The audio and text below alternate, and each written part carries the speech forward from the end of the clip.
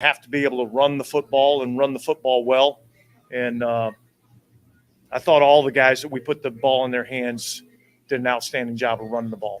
Do you think it was those last 4 minutes in that field goal that said go to the locker room, coming out on that drive and starting the third quarter, that basically touchdown? Felt like that was you could feel momentum. Yeah, look, we came back out to start the second half. We had the wind in our favor, and so we knew it was going to be important for us to take advantage of that starting off the second half. And we talked in the locker room about, we got the first part of the double by getting the points at the end of the first half, and we needed to capitalize there at the start of the second half. And our guys did a great job going down there and getting points, and felt like the momentum kind of swung to our advantage at that point. Is there a reason why it took so long for Taysom Hill to get his carries? I think it was about 27 minutes into the game before getting that first carry. No, I don't think so. I know there were some plays earlier in the game where he was involved, and some of them happen to be may happen to be read plays or whatever. And but look, I thought we did the things that we needed to do to win the game, and that was run the ball effectively and stop the run pretty effectively on defense. I think they were about 3.9 per carry, something like that. And so I thought we did those two things pretty well. And if you're doing that, then you're generally probably doing something pretty good on both sides of the line of scrimmage. That final drive, you see Sean kind of puts the passes together with Amari Cooper, and you try to get that stop there. I guess just mentality-wise, what is that going to with that stop? And of course, Carl gets that sack. Yeah, it was awesome. None of these games in this league are ever easy.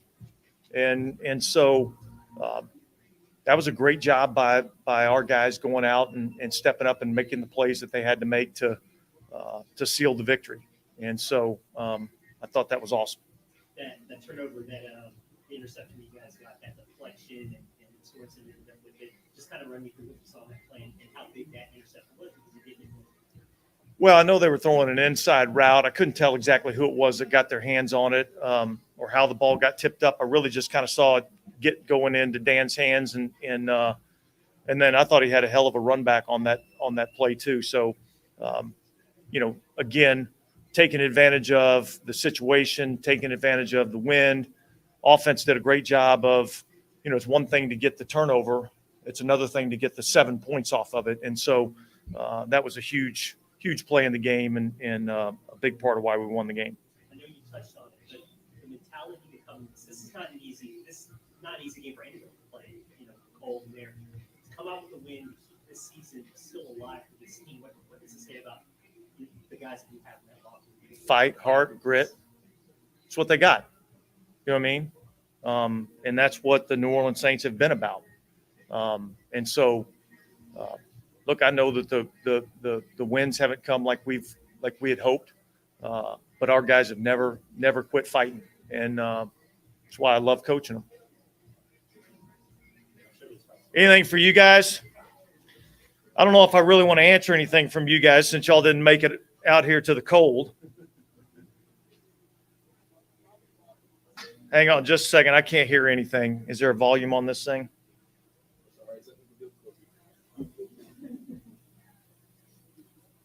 All right, try. Can you hear me, DA? Unfortunately, I can, Jeff. All right. Tell me, how cold was it? I mean, I know you said it's just the mindset and everything, but for you on the sidelines, I mean, how much did this affect the game? Cold. It was cold, and it was windy. But we gave our equipment staff a game ball for, providing us with enough to at least make it manageable for us. So it was the weather was certainly a factor. And tell me about how you all prepared during the week. I mean, you mentioned bomb, but yeah. I mean, you all had to have some attention to detail to take this game and the conditions into consideration leading up to it. Well, I'm going to be honest with you. Here's how we prepared for it. We said this game was going to be about mental toughness, and the most mentally tough team was going to win. And then we really didn't talk a lot about it because it was just another distraction to us. And I thought our guys handled it great. It was a little bit of an eye opener when we showed up here and woke up on Friday morning and tried to walk outside. It was pretty tough to stand out there for very long. So, but I thought our guys handled it awesome. Hey, Dennis, I wanted to ask about that. Yeah, from a mentality standpoint, you guys didn't make too big of a deal out of the weather, but from a strategy standpoint, did you debate how much to let it influence you? It felt like you guys were throwing the ball when you had the wind behind you, then running the ball when you didn't have the wind behind you. You did the thing where you didn't protect their gunners. You chose the wind in the first half. I mean, it felt like the same thing with Cleveland. Maybe they threw too much with the wind behind them. Can you outsmart yourself in a game like this? And did you do a good job of adjusting as it went on? Yeah, well, look, we knew that the elements were going to be a factor, and so we definitely took those things into consideration. We knew that there was probably going to be one direction that was going to be a little bit more difficult to kick, to throw, and then we knew that we'd have a little bit easier time going in the opposite direction. And some of the game strategy deals as we went through the game and game management was really based on the wind conditions, not necessarily the cold, but the wind conditions. In hindsight, I mean, the first question was, why did you wait so long to get Taysom involved? What was it as simple as maybe we should have just gone run heavy the whole time once you realized how this game played out? Well, look, I think every time these games you're going to start off with a game plan, and then you're going to have to adjust. And I think our guys did a great job of adjusting. So, we did what we needed to do to win. Yeah, is Alontae Taylor's confidence and just the no panic when the ball's in there, is that rare for somebody that young? Like that pass in the back of the end zone, you just kind of stay cool with it, causes the interception. Some of the plays he's making, it seems like there's some maturity there that's maybe a little rare for a rookie. Yeah, look, and I think a lot of that starts with confidence. He's got a lot of confidence in himself, and we've got a lot of confidence in him, and so he never panics when the ball's in the air. So it's really good to see, and he's been a welcome surprise, I guess, would be the word to say, in terms of exactly what we've gotten out of him. Yeah, I'm not sure if I'm remembering this correctly, but was Carl in coverage on that last play? Did he drop back before he yeah, but he wasn't really in coverage. It was part of a 4-man rush, and we were just trying to get a hit on the tight end because we knew they like to throw the ball to him down the seam. So that's what we were doing on that play, and he did a good job of executing his job and then coming up and finishing it. And I mean, specifically in that play, I mean, Deshaun's a quarterback who moved around a bunch for him to secure a guy who's pretty slippery there in such a big moment. I mean, what was that say about him as a player? Well, it says he was able to get Deshaun Watson down. Yeah, look, Carl's a good athlete, and Carl's been a good player for us. So he made a great play in that situation. And look, there was a lot of people that got some, there was some other rush in there that kind of got him out of the pocket. Hey, Dennis might have touched on this in his question. You were saying that you didn't want to talk too much about the weather because, you didn't want to make it a big deal. But how much did you guys need to discuss the wind specifically when you were game planning?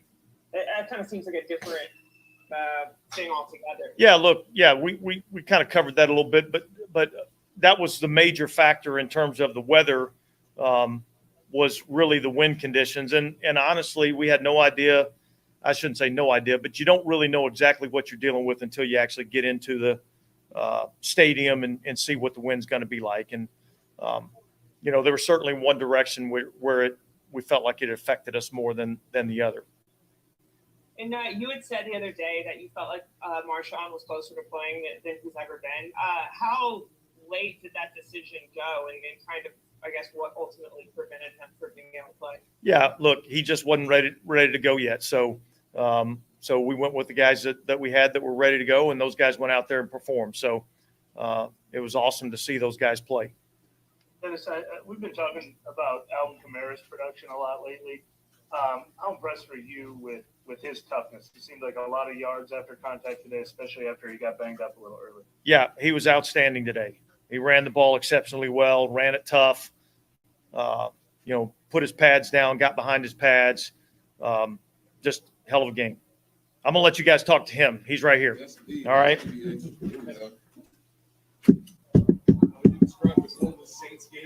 Yeah, that was Dakota Saints game in history.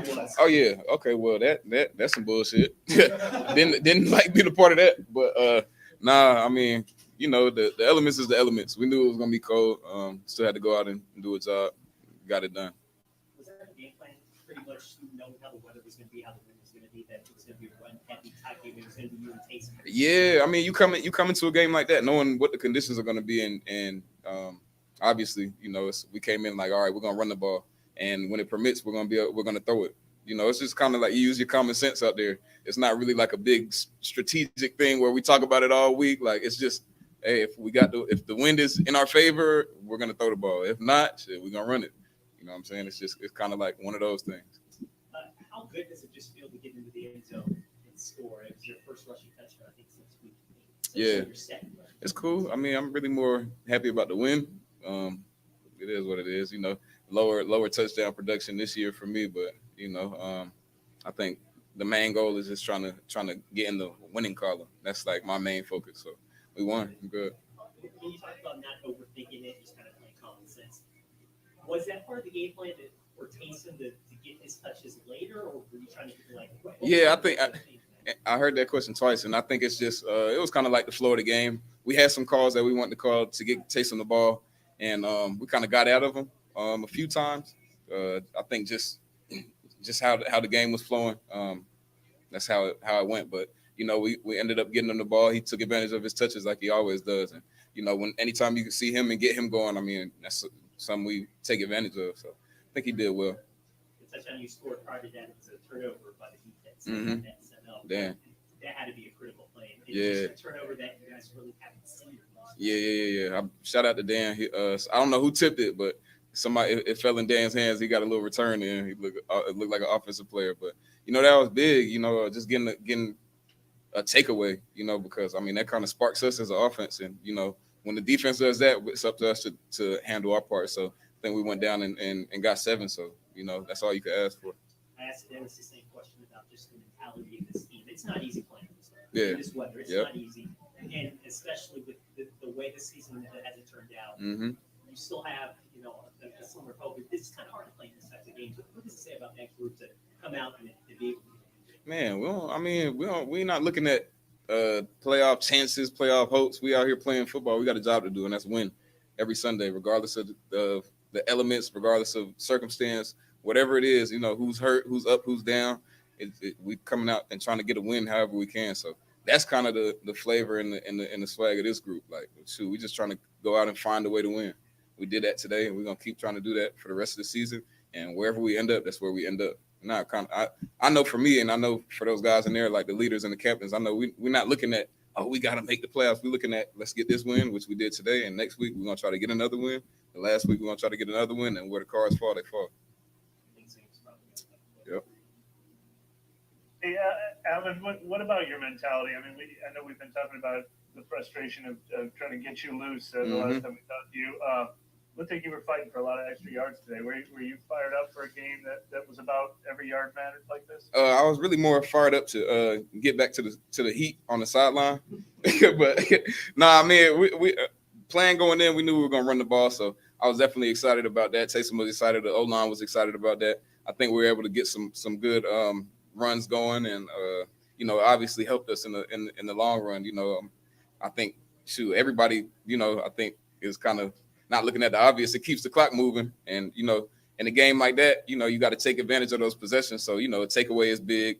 Going down and scoring getting those 3 points before halftime is big, and being able to get the ball back, going into the second half, and then going down and being able to go get points and do what we need to do. I mean, it's huge. So, man, it was just good to get out there and get into some of those situations and take advantage of them.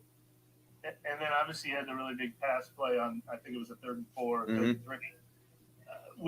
We've kind of been scratching our heads at why you're coming off the field on a lot of 3rd and 3s and 3rd and 4s. Is some of that, do you think, the pass protection issue you mentioned the other day, or why? Nah, I don't think that is. I don't know. You gotta ask somebody else. I don't know. I don't got an answer for that. Hey, Alvin, what was your reaction when you saw Carl make that kind of game clinching sack there at the end? Who? I'm sorry. When you saw Carl Granderson make Oh the shot. man, that's Carl. That's Grando. He gonna make a play. I mean, he talented. Like Da said, he's a talented dude. He make plays when he needs to. And I know he was hype about it. He was over there celebrating with the guys. So I mean, when you got players step up and make plays in big time situations, big time games, I mean, shoot, that's all you ask for him to make it. Sometimes you see teams kind of check out when there's adversity and things are kind of going against them, but you guys haven't. You keep fighting. Why do you think that is that this team has that kind of in their DNA? I mean, that's what we're used to. I don't think we're used to. Obviously this year we've been in the losing bracket more than we've been in the winning bracket. So I think all of us know that we got a winning pedigree. So it's always week in and week out trying to find a way to get back to the winning ways. So nobody in here is a loser. We don't have losing cloth in here. We're not built by losing bricks. We all have winning bricks. We're used to winning. We're used to that feeling. So I think everybody's desire to get that feeling is way, way, way higher and way more than just the desire to just fold and get ready for next year. So we're just gonna keep going and keep trying to win. And is that important, kind of like just for the future going forward, just like maintaining a culture where kind of that giving up and stuff isn't tolerated? Yeah. I mean, I don't think that's a acceptable mindset to have in this organization. And that starts from the top. So I think we do a good job of not weeding those guys out. If you got that mentality, you won't be here. Yeah, Dennis talked about Dennis talked about just being mentally tough in the conditions like they were today. Mm-hmm. During the game, did you feel like this is more about mentally tough than physically tough? I got my own kind of thesis on that. It's cold. It's nothing. It's nothing that's gonna make it not cold out there. So we got a job to do. We got to play.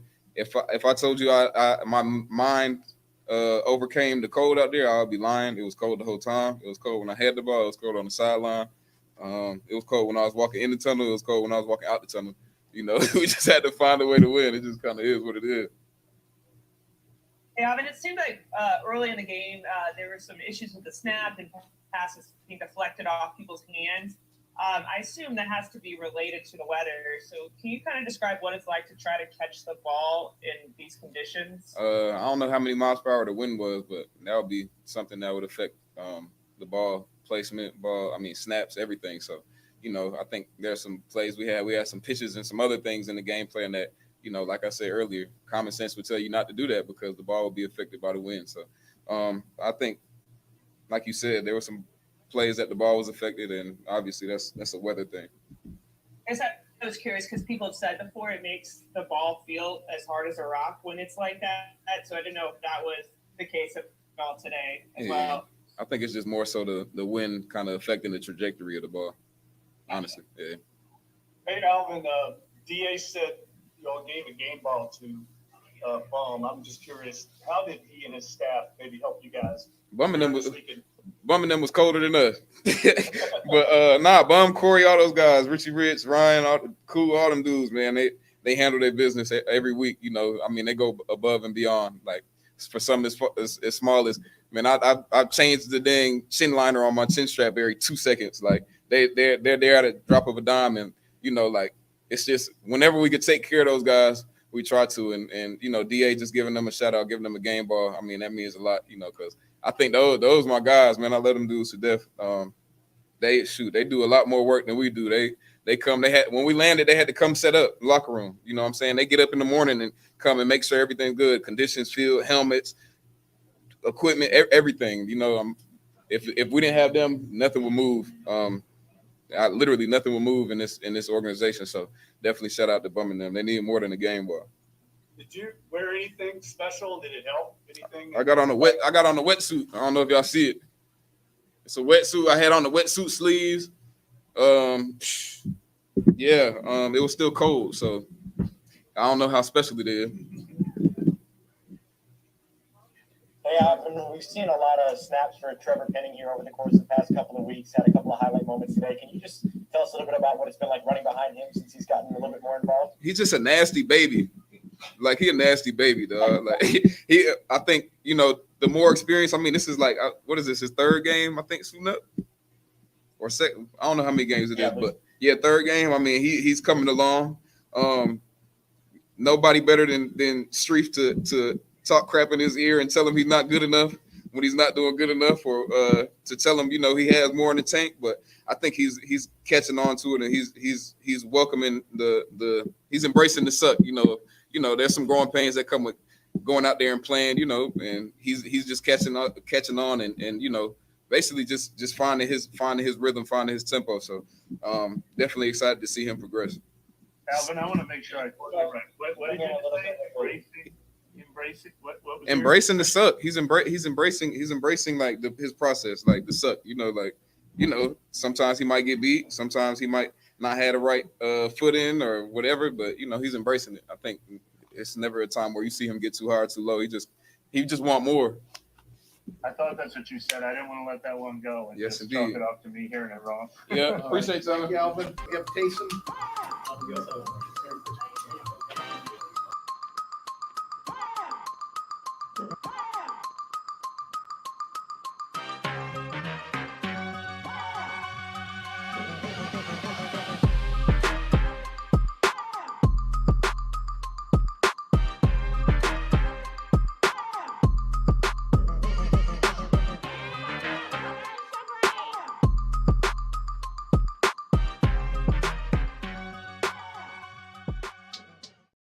Hey, what's going on, Who Dat Nation? It is yours truly, TJ Jones. And yes, I am the host of the State of the Saints podcast, giving you the State of the Saints podcast post-game show. The Saints get the job done. They knock off the Cleveland Browns in frigid conditions, the score of 17-10.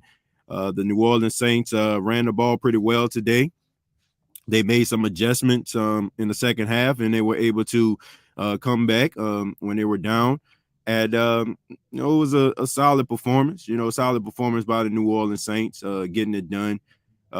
Shouts out to Taysom Hill and Alvin Kamara.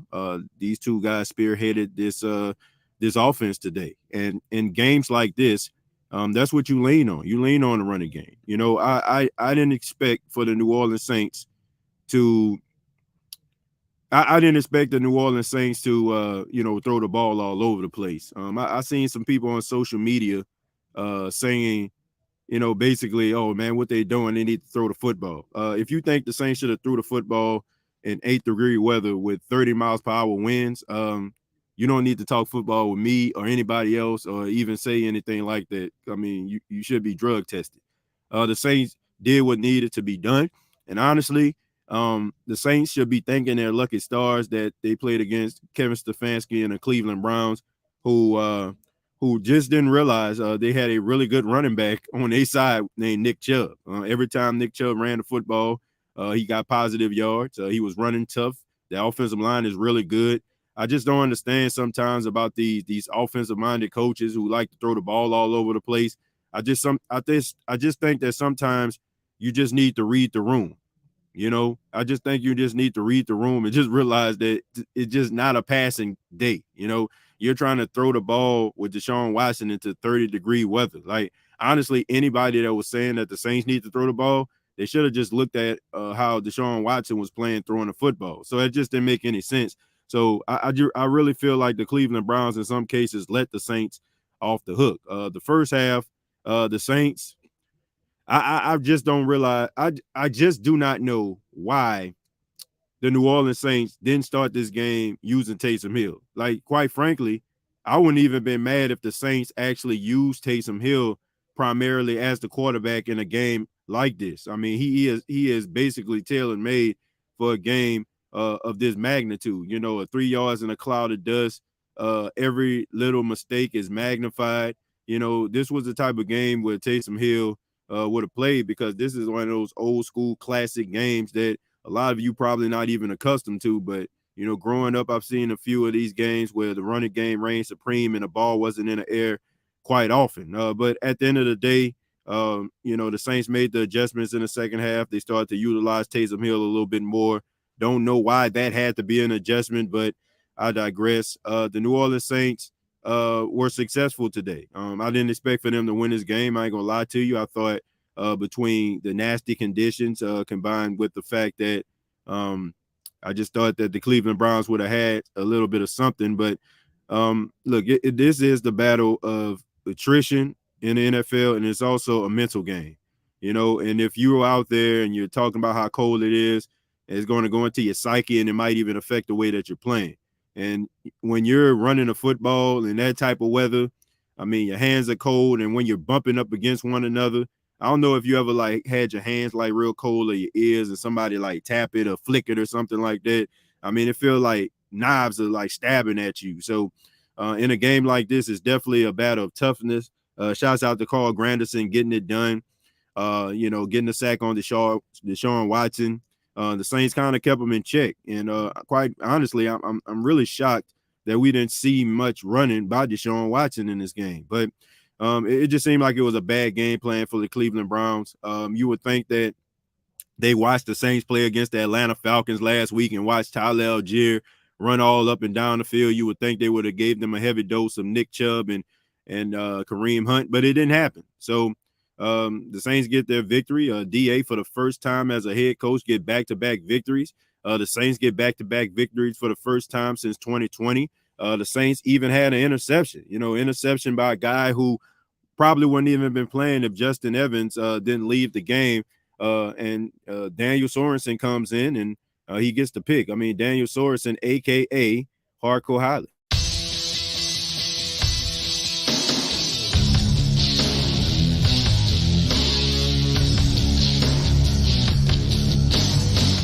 And so, I mean, Hardcore Holly got it done, and it was a good return too, and it set the Saints up. And I mean, it was a good victory. It was a good victory today. They made the adjustments, and I mean, this doesn't absolve DA in my opinion, but I feel like it's going to continue to help him and help the front office bring him back. I know a lot of people may not want to hear that, but at the end of the day, I come away from this game.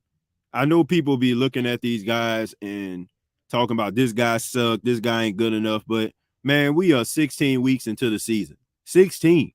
And I don't understand like why some people just expect these mediocre wide receivers, these guys that are undrafted, unproven, and not really that good. Like none of these guys, to be honest with you, would be in anybody's starting rotation, probably for the exception of Rashid Shaheed. Like nobody would really be there. Nobody would be a top 2 or top 3 receiver on anybody's team. Maybe a Callaway or something like that. Depends on the circumstance. But besides like Shaheed, like the rest of these guys are just average. And when you expect for guys to come down here and catch 50-50 balls like they Dez Bryant or Randy Moss or something like that, I just think that that's just wishful thinking. I just think that is a waste of time. These guys aren't really that good. I mean, think about this. Like you're relying on Keith Kirkwood to make a crucial catch in a crucial situation. Like when you're throwing stuff like that, it's like you kind of getting yourself upset. The Saints, they have average receivers. They are very limited at talent on the offensive side of the ball this season, when it comes to wide receiver position. So I just think that when you got 2 games left in the season and we still up here acting as if the light just going to come on and these guys going to just turn into Chris Carter, Randy Moss, and I just don't understand like why anybody would even think that. Like it's not like you about to have Jake Reed, Randy Moss, and Chris Carter on the same team. So at the end of the day, they did what needed to be done. It wasn't pretty, but they were able to get that victory. So that's the most important thing about all of this, to be quite honest with you. The reason why I'm not on camera, Who Dat Nation, is because I'm actually doing this show live in my room. My family came down for Christmas out here in South Carolina, and I got a house full of folks, man. I got a house full of folks right now, and I'm really enjoying this. That's why it's not going to be a long show today because I want to get back to my family, but I did want to talk to my Who Dat Nation family out there, and I hope that you and yours are having a merry Christmas. I hope that you all have a merry Christmas on this Christmas Eve, and I hope that your Christmas is filled with love and joy and surrounded by people that you love. But we'll go ahead and read some of these comments, and then we'll get up out of here so everybody can enjoy their Christmas Eve. get their eggnog and rum on. You know what I'm saying? Man, and enjoy this Saints victory. You know, I mean, 6 victories this season. They're few and far in between. So you might, want to have a Merry Christmas because Lord knows, who knows what this is going to be like down the stretch. I mean, we seen the Carolina Panthers, doing business on the Detroit Lions, and then also we have the game tomorrow versus Tampa Bay. So I mean, you have Philadelphia. You got to play next week, and Carolina going to be inspired. So it's going to be some tough games down the stretch. So enjoy your holiday. Enjoy your family. The landlord says, quite possibly the greatest quarterback duel I ever seen. Depends on what you're talking about here. Like the battle of wits, like the RPO game. What we talking about? But no, of course not. Of course not. And I know what you're doing. And on this holiday, on this Christmas Eve, I gotta hit you. Hell no, to the no. Hell to the no. I know what you were looking for, man. So we're gonna start the comments off with a hell to the no. All right. It wasn't a great quarterback duel, but I will say this, man. Look, I know a lot of people have been critical of Andy Dalton, but I mean, Andy Dalton played well today. When he was asked to throw the football, he put the ball where it needed to be. I didn't see too many passes, for the exception of Traquan Smith running the wrong route. I mean, what else is new?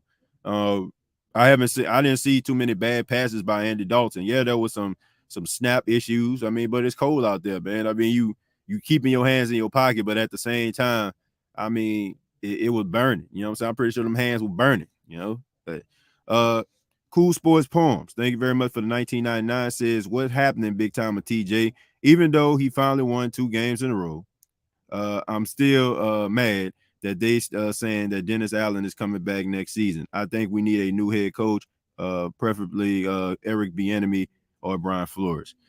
Yeah, Cool Sports. This doesn't change my mind about Dennis Allen. I think everybody pretty much knows my thoughts and feelings about Dennis Allen and who he is and what I feel like the message is. I think that the more the Saints continue to go in this direction, I think the more than likely that they're going to bring him back. I think that the Saints look at Dennis Allen as a head coach. The defense plays really well, and they're probably. And if you like, to be honest with you, if you're like a person that's in the Saints front office, making like the really tough decisions, a game like this will basically just tell you that we don't have the right talent. Like we just don't have enough talent on this team. And they probably would say, well, is it Dennis Allen's fault or is it our fault for not putting the right people on the field and not giving him the right players in order for them to be successful? I mean, because when you look at Keith Kirkwood dropping 2 passes, where the first one, it would have been pretty tough to catch, even though, I mean, the coverage was good, but you got to come down with that ball if you getting paid in the National Football League. And that second pass where you just, I don't know, overran it or something like that, you probably would have ended up scoring or got the ball down, into the red zone, like probably on the 10 or close to the 5-yard line. I mean, I don't know, man. Yeah, I think they would probably look at the talent. But if I was like in the front office, if I can put my GM hat on for a second, I would say that they probably gonna end up getting rid of Pete Carmichael because they probably gonna say maybe that the offense is gonna be, maybe we change the offense and we bring Dennis Allen back and he can be able to do his defensive thing. Maybe we'll get the results that we need. So I don't know, man. I'm not buying this whole, I know what they trying to feed us. They trying to say, oh, the locker room and Dennis Allen, he ain't lose the locker room. I'm just not buying this, man. I just think that the Saints since 2017 has done a really good job at getting high what's the word I'm looking for? Like guys with like, they're really good guys. They're really good guys. High locker room character is what I'm looking for. Like guys that are out here that's working really hard, like they leaders, they never say quit, they never say die. And I just think that they just got good core guys in that locker room. So I just think that if any coach, I don't care if the coach is bad or not, or mediocre or not, I just think that this team will fight anyway because that's just who they have on the team. Now, I'm just saying, like, I just feel like Dennis Allen gets way too much credit for that. I just think that the Saints not giving up is just a product. I think it's just a product of the players that they have in the locker room more so than just Dennis Allen. But if they want to continue that narrative and say, oh, he ain't lose the locker room, and that's the reason why he should keep his job, I mean, whatever, you know. At the end of the day, I think they probably gonna end up bringing them back, and they start winning games down the stretch. They really gonna bring them back, but I don't know. I don't know, but something has got to give. Like you have to be able to find, you know, I don't know, a different coach when it comes to the offense. You know, Pete Carmichael today, you know, and also last week. I just feel like the offensive play calling is dumb at times. It's like, how can you not realize that throwing a screen pass to Alvin Kamara is not a good idea, or giving him more choice routes, or using Taysom Hill in cold weather conditions like this? Like, Taysom Hill went to BY freaking U, okay? It's pretty cold in Utah last time I checked. This man was born and raised in Idaho. You know, like these type of games were tailor-made. I don't know if anybody saw Taysom Hill in college or watched him play. This is the type of game that you use Taysom Hill quite often. You know, if you're going to use Taysom Hill, this is the type of game that you use him for.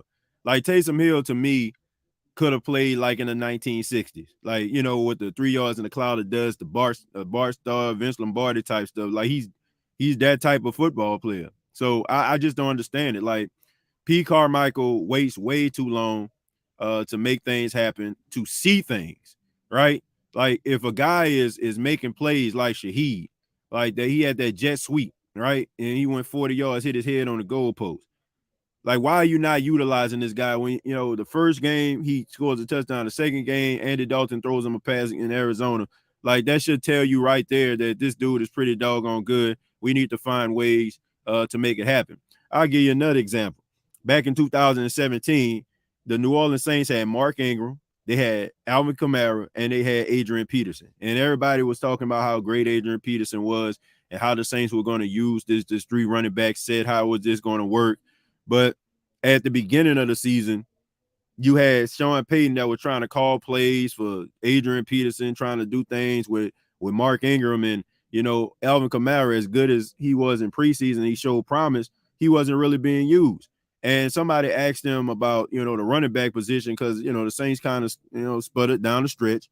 And Sean Payton was talking about Alvin Kamara. He was like, honestly, he said, it's my fault. He said, I haven't put this guy in a position to make plays because, you know, he's really good. And, of course, you know, at this time in 2017, we knew Alvin Kamara had some promise, but we didn't know who he would become, who he is today. And he started to use him in a different way. He started using him in the screen game, using them choice routes, and they started really using all of his talents and skill set, and he was able to make plays. And I just think that when it comes to Pete Carmichael, I just think that it is hard sometimes for him to see guys developing right in front of his face. And I just think that he takes the long road instead of just taking this easy route and getting the ball into the hands of the playmakers. Like, I don't understand it. Like that, I think that's what every team needs to do to be successful. But for like Pete Carmichael, he waits way too long. Like, he waits way too long to utilize guys in the game. And sometimes at the beginning of the game, his game plan to start the game is trash. You know, it's just absolute garbage. So I think that he probably gonna end up being a sacrificial lamb if they end up keeping Dennis Allen. I'm just being real. Like, and anybody, look, I ain't got nothing against Pete Carmichael. I feel like he does have a place in the National Football League. I think that he can be a solid coordinator, but I think that he is one of those guys who needs like a franchise quarterback, or he needs a guy that's a head coach like Sean Payton that's offensively oriented, where he can kind of intervene when he sees certain things or help him to see certain things. Like, I was talking to my big brother EJ. Shouts out to my big brother EJ, and I'm gonna get back to the questions on this. But I was talking to him, and you know, I'm a big wrestling fan, as y'all can see, the whole Hardcore Holly thing. But I was talking to him, And I was talking about back in classic 1990s WWF. And there was this writer that was on the team. You know, his job was to create different storylines for these wrestlers to follow. You know, your favorite wrestler like Stone Cold Steve Austin, the Undertaker. His name was Vince Russo, right? And Vince Russo was he had some really good ideas, right, at times. But you know, his ideas was so good that he ended up getting another job at another wrestling company where he was the sole creative guy. But what happened was when he got to that other company, it didn't work out. And some people were wondering why. It was because, you know, he was bouncing those ideas off Vince McMahon, who owns WWF. You know, so if it was a bad idea, if it was terrible, Vince can be like, nah, you know, McMahon can be like, nah, that ain't it. That's not it. You know, and people didn't account for that. I feel like it's the same way with Pete Carmichael. It's not the fact that he doesn't know what he's doing, but I just think that sometimes you need that buffer. And I just think that he doesn't thrive. He doesn't thrive the way I feel like he can thrive when you are the only voice in the room, like you're the last line of defense. Like, I just think that he needs to be surrounded by an offensive-minded coach in order for him to like really be effective. Because I mean, I think he can call a game, but every now and then you probably gonna need that coach to intervene, light a fire under him, or tell him, man, how can you not see that Shaheed is open? How can you see that on this last play? I saw it. Start calling more plays for him. So I think that's what the issue is when it comes to Pete Carmichael. I just think that you don't have anybody else to kind of intervene. And when your ideas or your game plan is not going in the right direction, you need somebody to help you see it if you can. So that's my thoughts on that. No, it's kind of long, but I just wanted to give you all that example to let you know what I was talking about. I'm liking Jason Garrett as a head coach more and more if we don't hire Frank Wright.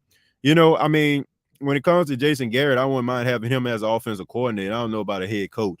You know, I don't think like I don't think that a coach needs to be rah-rah, like, you know, just full with ice and vinegar, if you will. You know, I don't think that you have to be like that, but I do feel like you need to be able to instill, like, you know, this level of confidence inside of guys. I think that you need to have confidence in yourself, and I think that coaches need to understand that they need to do what they need to do. Or if you don't, then you know there's going to be consequences as well as players. You know, last week, you know, David Johnson fumbles. He's out there on the next snap. You know, same thing with AK. You know, like I understand like the game plan has to go a certain way, but if you're not holding these guys accountable in certain situations, then how can, you know, anybody like look at you as a respectable coach? How can anybody like be nervous or, you know, understand like, man, my job could be taken from me at any minute? Like, regardless to if the coach wants to get rid of you or not, like you at least have to do some things to let them know that this won't be tolerated. And I just think there was the consequences have been few and far in between. Like the only person, to be quite honest with you, that has been a victim of consequential you know, DA is Jameis Winston, right? You know what I'm saying? Like Jameis Winston goes down, he gets hurt, and you never see him again. And it has a lot to do with Dennis Allen, you know, decision not to put him out there. So besides him, like who else can you say has been at DA's doghouse and you seeing like, you know, what can happen? I mean, I just don't know. I mean, you can't say Callaway because, I mean, does anybody not understand why Callaway hasn't gotten many snaps? It's because look how good Rashid Shaheed is. That man out there, that boy is a dog. So why wouldn't you want to start him over a guy like Callaway who basically might give you 5 yards here and then drop a pass there, and then might give you another 10 yards up the field here and then drop the next pass that he wide open? You know, like, so why wouldn't you believe that? But when it comes to Jameis Winston, he's probably the only person that you can probably say, you know, when it came to, I guess, lackluster performances, you know, even though fair or unfair, he was the only person I can see that has been a, you know, recipient of DA's doghouse. The Ultimate Warrior was always my favorite. Yeah, I mean, classic right there. Daniel says, I kind of came around on Dalton a little. He is looking pretty good this last part of the season. Yeah, I mean, look, Andy Dalton has been playing pretty well over the last couple of weeks. I can't even hate on him for that. Like, I get it. You know, some people are Jameis Winston sympathizers, and people want to see Jameis play. Some people even go a little bit deeper to want Andy Dalton to fail, but I'm not in that. You know, I think I have to say, you know, he's been playing well. He hasn't been causing the Saints games, and even that interception that was thrown today, that wasn't his fault. I mean, Juwan Johnson got to come up with that football. So, you know, you just got to be real. Like, if the Saints are losing these games, it's not because of Andy Dalton. You know, most of the time it's because maybe the defense kind of let them down. But I also think that, you know, this was a really good complimentary football game today.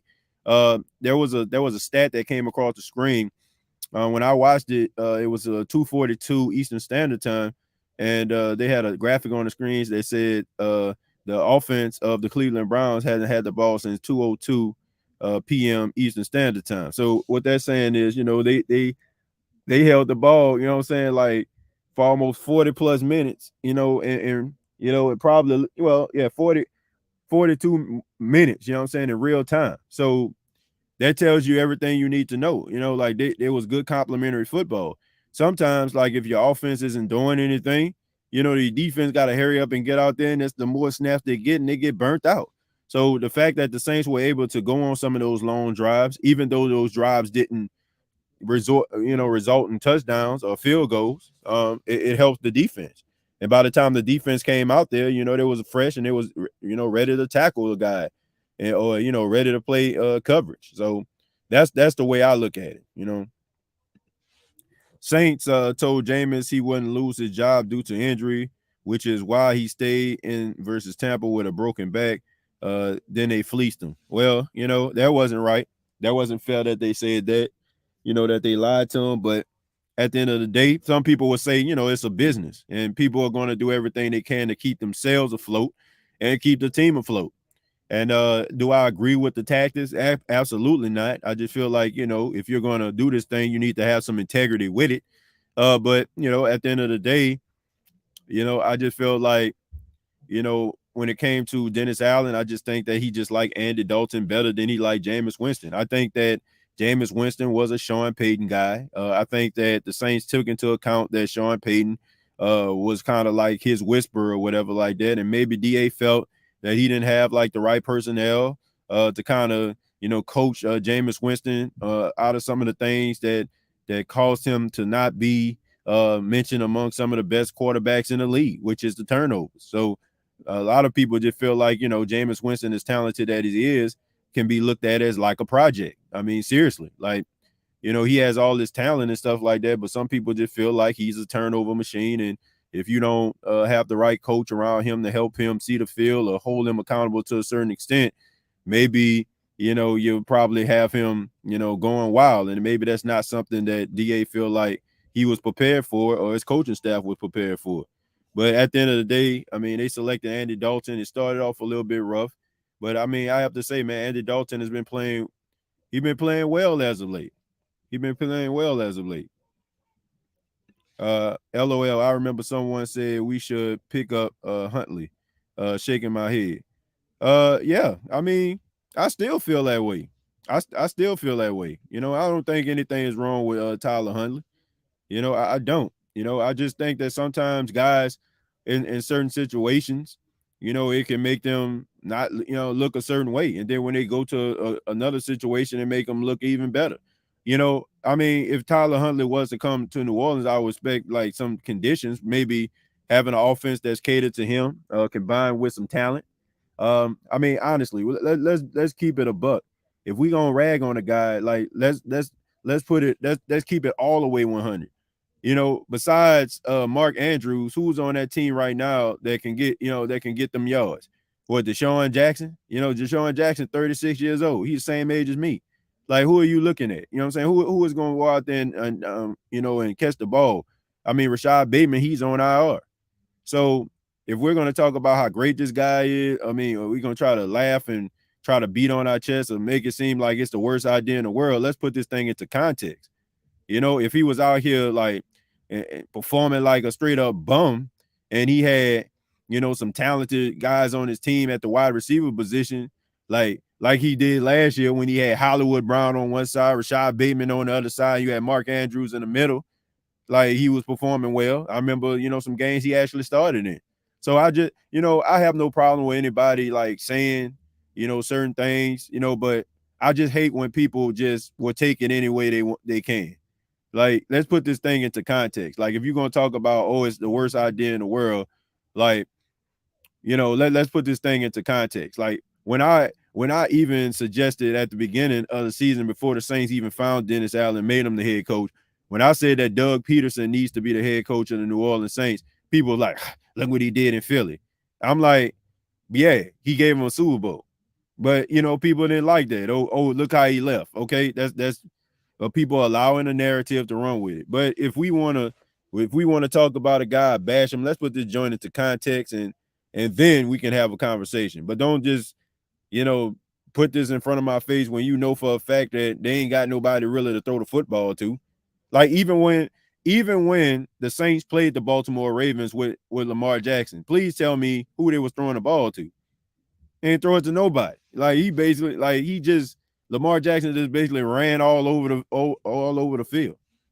So that's the part, I'm just saying, like, if we're gonna talk about a guy at the quarterback position, let's put that thing into context. It's not like this dude if this dude came out here with some top-notch receivers and he was just stinking it up, then I would be like, okay, you got me. But look what they got.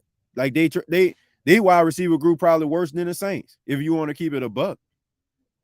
So I still take him. I still stand by that. I still think you can win with that dude. If you put a good defense together and you get some solid, talented receivers and that dude ability to be able to run and scramble out outside the pocket, you can win some games with Tyler Huntley. I stand by that. For those who are wanting Jameis needs to just be quiet, it was a freezer out there with wins, and Andy still put balls on the money that would drop. Yeah, I mean, look, can't hate on Andy. When he was asked to throw the ball today, he threw the ball. And look, that's all you can ask for. That's all you can ask for. So, United States Winstonites are still Saints fans. We definitely not rooting for Dalton to fail. Well, maybe you not, Jared, but like, we can't speak for everybody. Like, we can't speak for everybody. Like, you may not feel that way. You may just be a supporter of Jameis Winston, but there are some people out there that want this dude to fail. Like, they do. I've heard people say this. I've seen, people send this type of information to me, on shows. Like, man, get them up out of here. Like, I've seen this.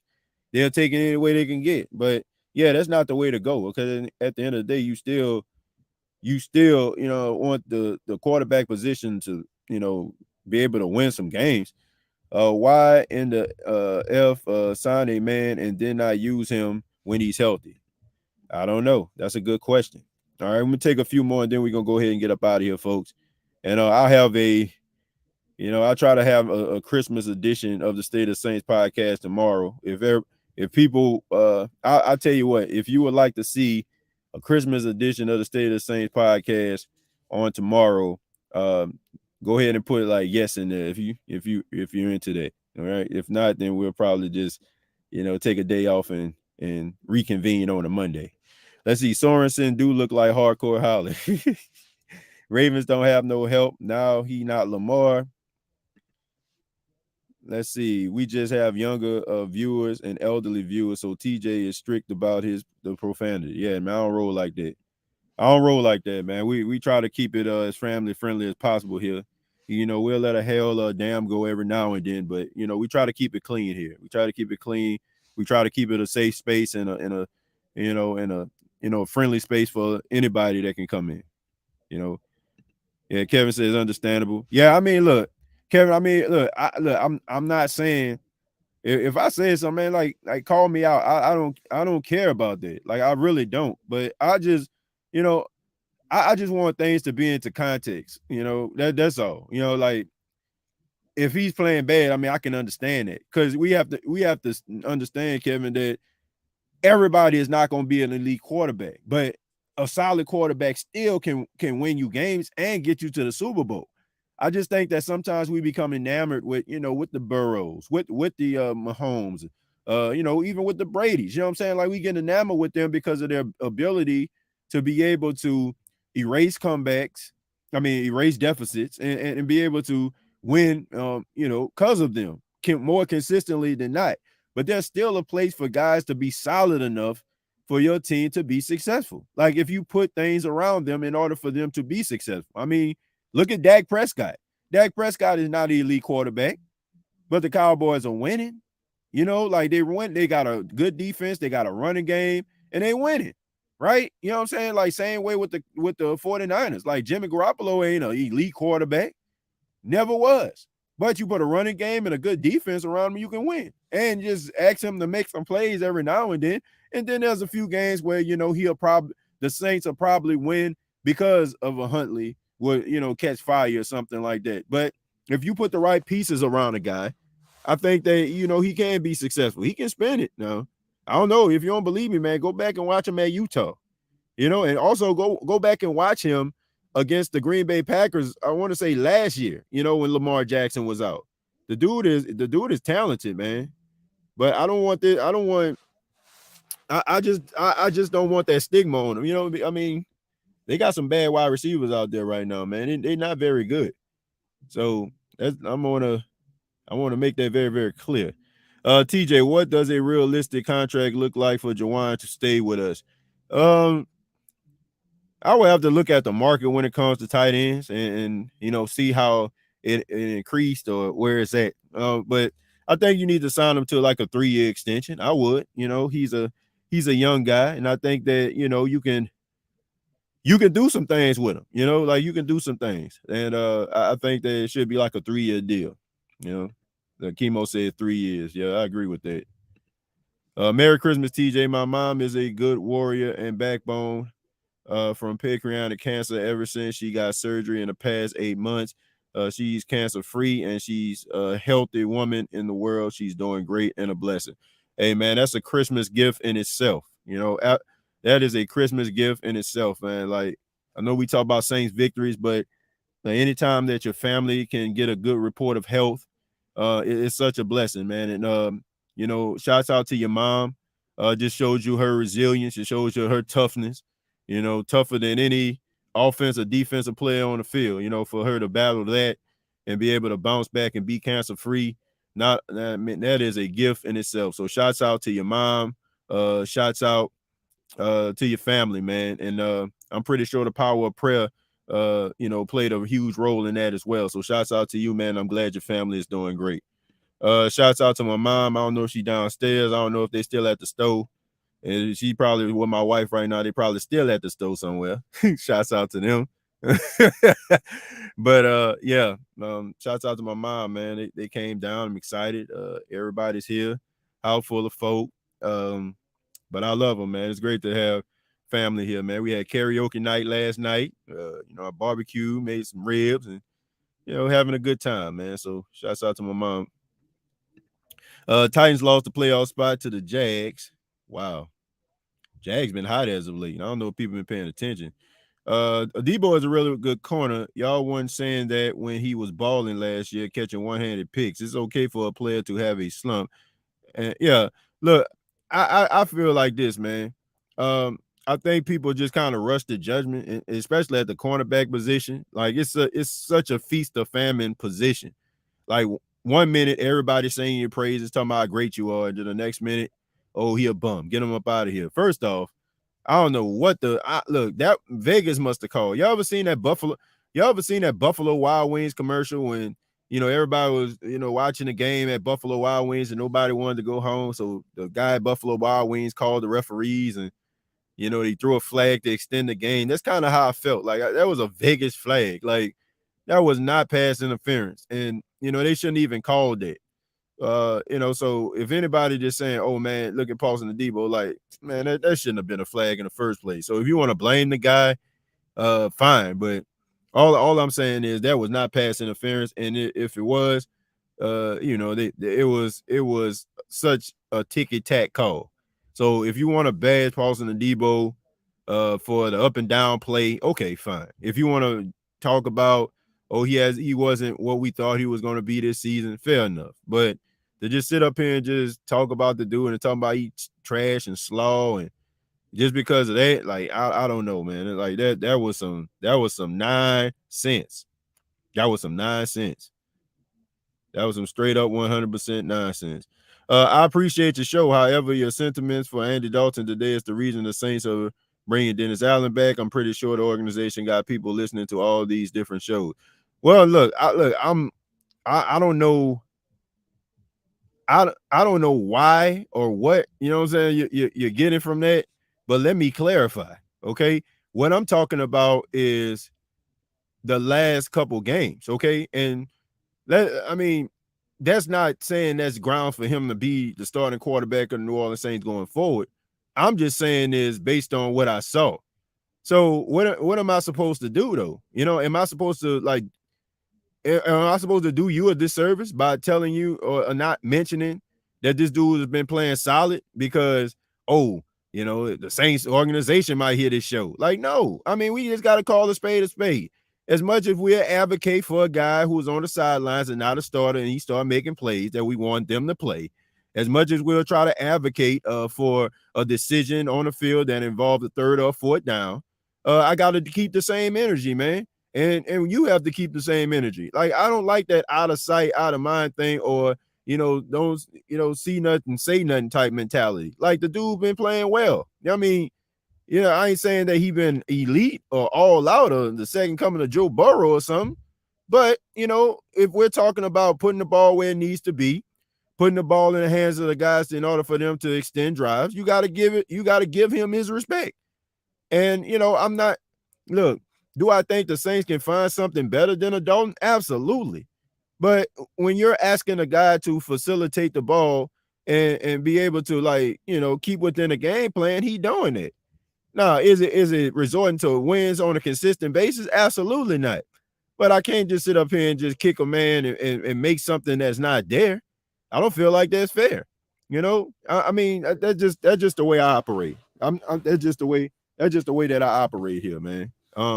I just don't want to do anybody a disservice. I don't want to do anybody a disservice and be like, hey, you know, like, oh man, he playing too well. Let me be quiet. Nah, man, I can't do that. That's not fair. You know, that's equivalent to if you're at work, right? You know, and you're busting your tail. You doing, you know what I'm saying? You're doing a good job. And your manager walks past you every single day and don't say nothing to you.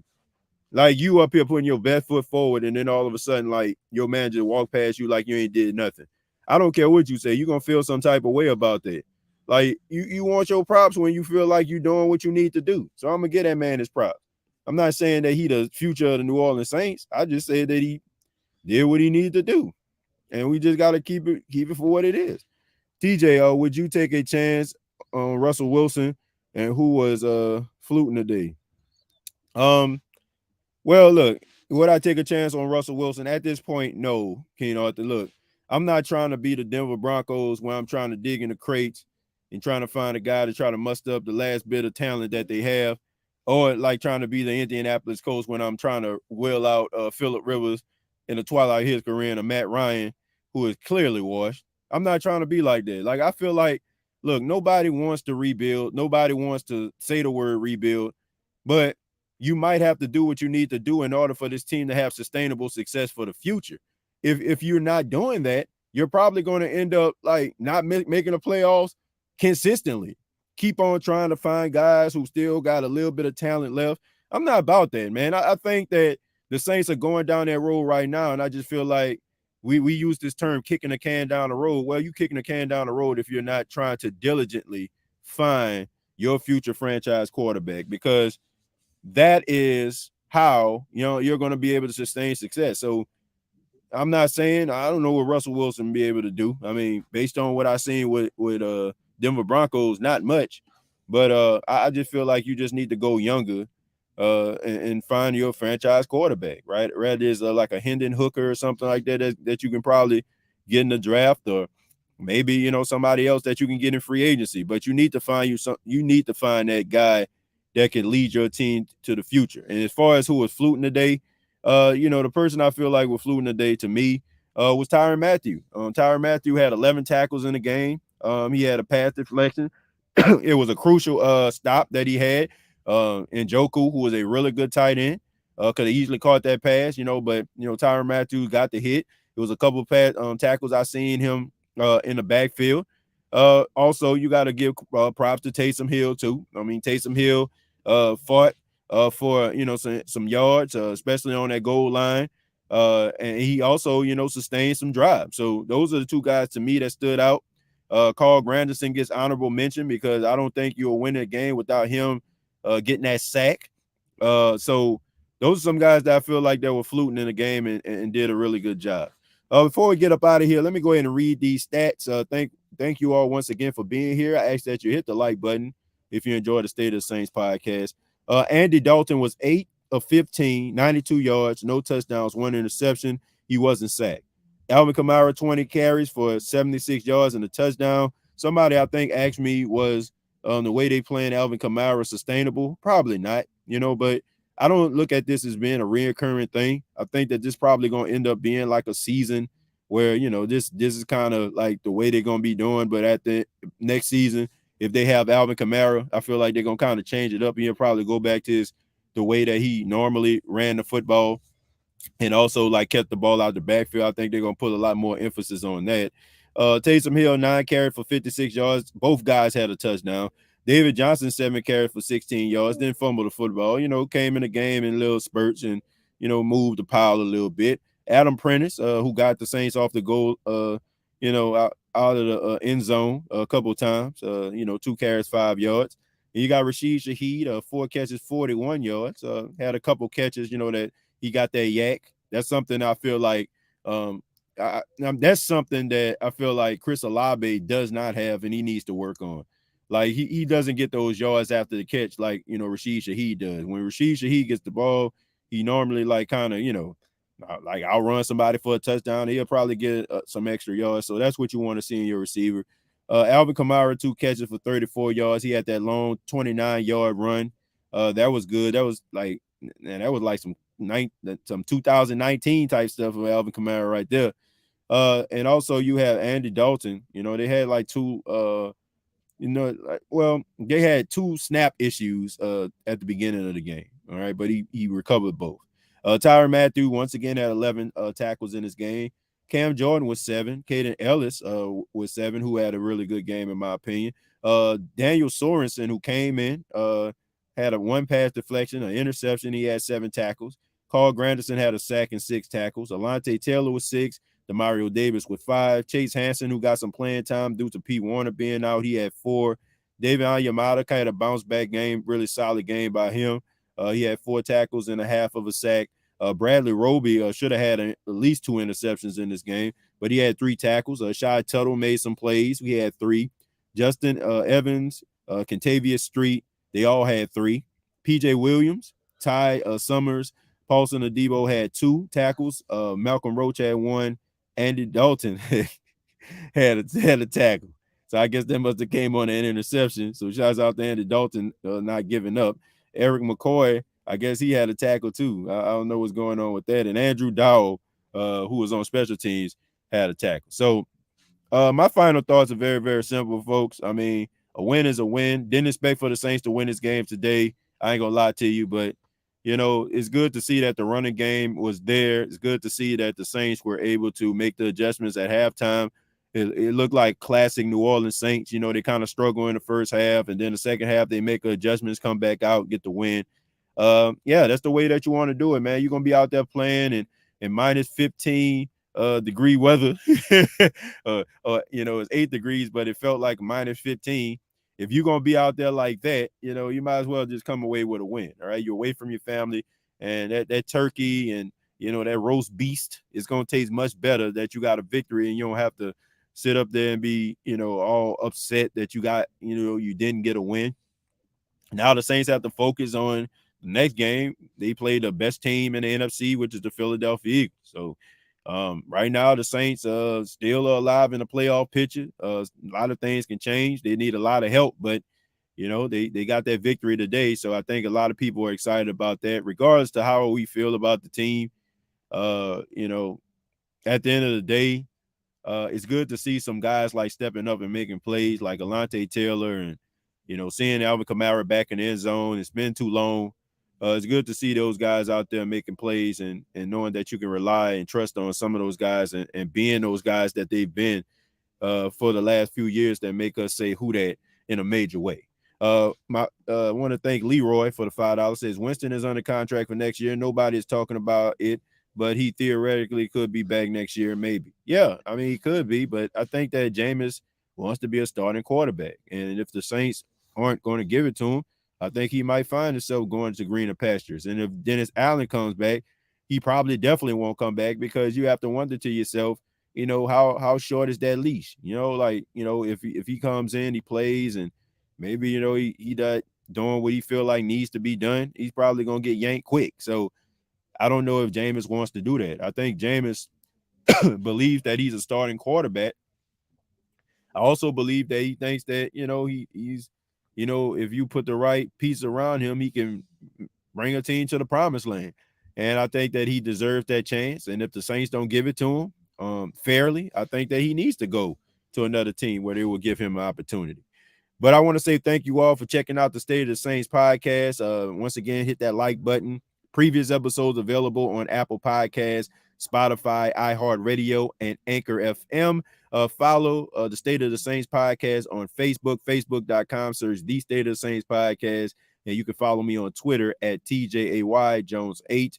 And from my family to yours, I want to wish you a very Merry Christmas. I hope everybody is safe out there. Make sure that you stay warm in these cold conditions, and you know, just enjoy your evening, and remember what the reason for the season is. All right, till next time, all I gotta say is, who that? Merry Christmas, who that nation.